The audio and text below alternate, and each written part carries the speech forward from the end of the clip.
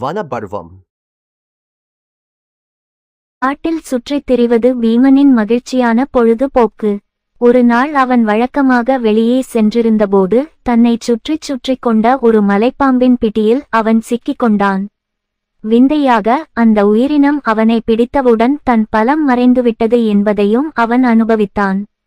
உடல் வலிமை நிரந்தரமானது அல்ல, அதைச் சார்ந்திருப்பது அடிப்படையற்றது என்பது உடனடியாக அவனுக்கு தோன்றியது.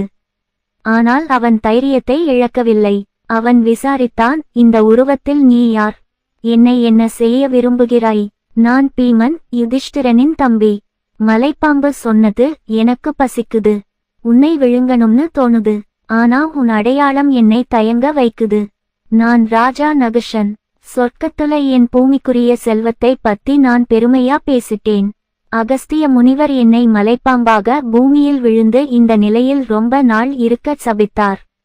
யுதிஷ்டிரன் வந்து ஆன்மீக விஷயங்களில் உரையாடி என்னை காப்பாற்றும் வரை உங்கள் அறிமுகம் எனது துரதிர்ஷ்டவசமான வீழ்ச்சியை நினைவூட்டுகிறது. இதற்கிடையில் யுதிஷ்டிரன் அந்த இடத்திற்கு வந்தான். காணாமல் போன தன் சகோதரனை கவலையுடன் தேடிக்கொண்டிருந்தான். அந்த காட்சி அவனை அதிர்ச்சிக்குள்ளாக்கியது. அவன் மீண்டும் அமைதியடைந்து விசாரித்தான். ஆக்கிரமிப்பாளர் தன் கதையை சொன்னார். தனது மூதாதையர் நகுஷன் சபித்ததை அறிந்து யுதிஷ்டிரன் சாஷ்டாங்கமாக விழுந்து வணங்கினான். அவன் இந்த நிலைமைக்கு ஆளானான். உரையாடல் தொடங்கியது. மலைப்பாம்பு, ஒரு மலைப்பாம்புக்கான வரையறை என்ன? பிராமணனா? யுதிஷ்டிரன், ஒரு பிராமணன் யாரால் ஆனவன்? தேவபக்தி மற்றும் தவம். புலன்கள் அவரது கட்டுப்பாட்டில் உள்ளன. அவர் எப்போதும் அனைத்து உயிரினங்களிடமும் உண்மையாகவும் கருணையுடனும் இருக்கிறார். புனிதமான அறிவை பின்தொடர்வதும் அதை பரப்புவதும் அவரது பணியாகும். மலைப்பாம்பு என்னவென்று தெரிந்து கொண்டு ஒரு மனிதன் ஆகிறான். எல்லாம் அறிந்தவரா? யுதிஷ்டிரன், பிரம்மம் தான் அடிப்படை.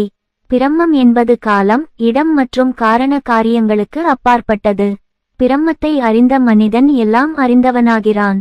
மலைப்பாம்பு, சாதி பிறப்பை அடிப்படையாக கொண்டதா?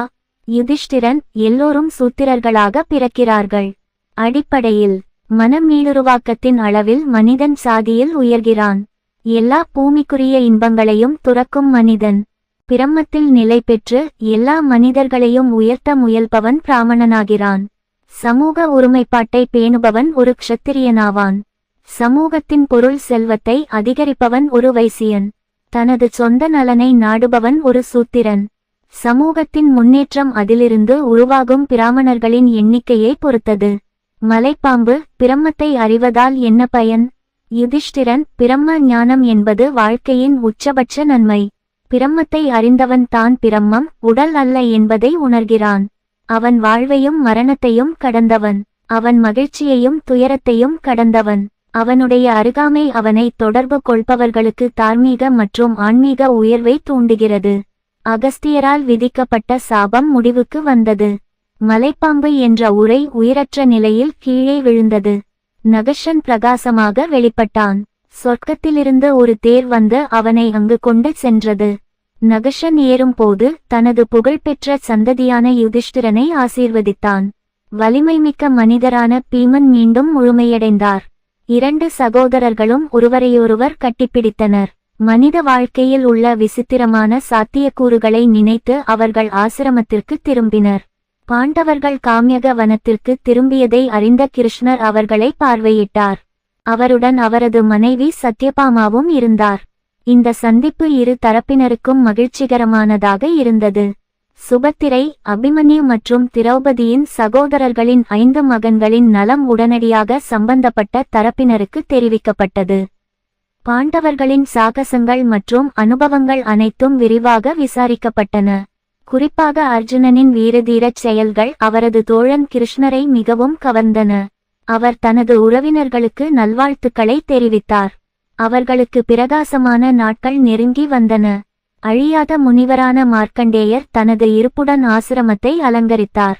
அவரை தொடர்ந்து தெய்வீக முனிவர் நாரதரும் வந்தார். இந்த தேவர் மனிதர்களின் ஆகஸ்ட் கூட்டம் ஆசிரமத்தை அமானுஷ்ய புனிதத்தால் நிரப்பியது. மார்க்கண்டேயர் பெரிய மனிதர்களை பற்றிய எழுச்சியூட்டும் கதைகளைச் சொல்வதில் பிரபலமானவர். அவரது அந்த பரிசு ஆசிரமத்தில் முழுமையாக பெறப்பட்டது. கிருஷ்ணர் கூட அந்த ஆன்மாவை உயர்த்தும் கதைகளால் ஈர்க்கப்பட்டார். காலம் கடந்து செல்வது கவனிக்கப்படாமல் போனது. காம்யக காட்டில் உள்ள ஆசிரமத்தில் சில மறக்க முடியாத மற்றும் தெய்வீக சக்தி வாய்ந்த நாட்களை கழித்த பிறகு கிருஷ்ணரும் சத்யபாமாவும் துவாரகைக்கு திரும்ப ஏற்பாடு செய்தனர்.